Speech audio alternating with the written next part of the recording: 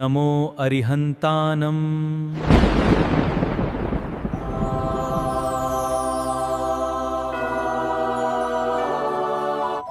ये लो मनी, ईसा से तुम जो मांगोगे तुम्हें वही मिलेगा।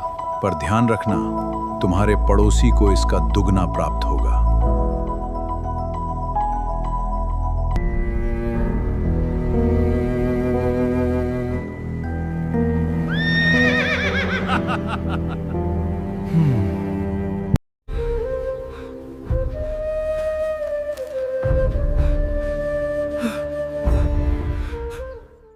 सबसे बड़ा दुख दूसरे का सुख। निर्धन मानव ने देव की आराधना की। मंत्राधीनता ही देवता। नीति से दिव्य रूपधारी देव प्रकट हुआ और कहने लगा, तू क्या चाहता है? निर्धन ने कहा, वैभवशाली बनना चाहता हूं। आपकी कृपा हो जाए तो मेरा दारिद्र्य नष्ट हो जाए। देवता के दर्शन निष्फल नहीं होते। देवता ने एक बटिया दी और कहा कि यह चिंतामणि है। तुम इससे जिस वस्तु की याचना करोगे वही वस्तु तुमको अनायास प्राप्त हो जाएगी, परंतु तुम्हारे राजधर सेठ को तेरे से दुगनी। इतना कहकर देव अंतर्धान हो गया। निर्धन के हृदय में द्वंद्व मच गया। शरीर कांपने लगा। उष्ण उष्ण श्वास चलने लगी। बड़ी कठिनाई से घर पहुंचा।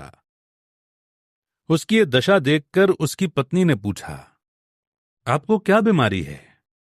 क्या कोई देवता का कोप हो गया? निर्धन ने कहा, मैंने 4 दिन का उपवास करके शीतोष्ण की पीड़ा को सहन करके देवता की आराधना की। देवता ने प्रकट होकर अमूल्य मणि दी और कहा, तुम जिस वस्तु की याचना करोगे वही वस्तु तुमको प्राप्त हो जाएगी, परंतु तुम्हारे पड़ोसी सेठ को वही वस्तु तुम्हारे से दुगनी मिल जाएगी। देखो, मैंने तो प्रयत्न किया, देवता की आराधना की और पड़ोसी को अनायास वस्तु मिलना, और वो भी मेरे से दुगनी। इसको मैं कैसे सहन कर सकता हूं? इसी से मेरा मन आकुल व्याकुल है। सरल शांत स्वभावी पत्नी ने कहा, आप व्यर्थ में खेद खिन्न क्यों हो रहे हैं? आपको जितनी वस्तु की आवश्यकता है उसको प्राप्त कर लो। किसी को कितना ही मिले, आपको इसमें क्या हानि है? कुछ क्रोधित होकर निर्धन ने कहा, चुप रहे। मेरे से अधिक धनाढ्य को मैं कैसे देख सकता हूं? मैंने तो उससे बड़ा होने के लिए देवता की आराधना की थी। कुछ देर तक पत्नी पति को समझाती रही, परंतु जब पति को सद्बुद्धि नहीं आई तब चुप होकर अपने घर के कार्य में लग गई।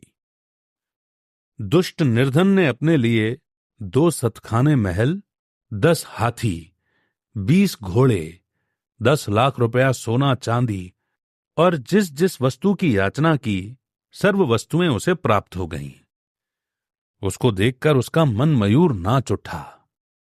धन वैभव की चमक दमक में अपने आप को भूल गया, परंतु ज्यों ही देखा कि पड़ोसी के 4 सतखने महल चमक रहे हैं, हाथी चंघाड़ रहे हैं, घोड़े हिनहिना रहे हैं, सेठ शुद्ध वस्त्र पहनकर आनंद मग्न होकर जिन मंदिर में पूजा करने जा रहा है, तो सेठ के वैभव को देखकर उसके शरीर का खून सूख गया, आंखों में अंधेरा छा गया। कुछ क्षण के बाद विचार किया, जो मुझे मिलेगी उससे दुगनी वस्तु इस सेठ को। ठीक है, मेरे 2 हाथ और 2 पैर, 2 आंख हैं। मैं अपने 1 हाथ, 1 पैर और 1 आंख से काम कर सकता हूं। मेरी 1 आंख फूटने से सेठ की दोनों आंखें फूट जाएंगी, दोनों हाथ पैर टूट जाएंगे, तब महादुखी होगा। मेरे 2 लड़के, उसमें से 1 लड़का मर जाएगा और सेठ के दोनों। बस सेठ की आंखों से अश्रु धारा बहेगी, मेरा मन आनंदित हो जाएगा। दुष्ट ने वैसा ही किया। सेठ की दोनों आंखें फूट गईं, दोनों हाथ पैर टूट गए, दोनों लड़के मरणासन्न हो गए। निर्धन उसको देखने गया और कहा, सेठ, क्या दशा है? सेठ ने कहा, पूर्वोपार्जित कर्म का फल भोग रहा हूं। कर्म की गति बड़ी विचित्र है। कर्म का फल हंसते हंसते भोगेंगे तो भोगना पड़ेगा, और रोते रोते भोगेंगे तो भोगना पड़ेगा। सुख दुख रेखा कर्म की टाल सके ना कोय, ज्ञानी काटे ज्ञान से मूरख काटे रोय।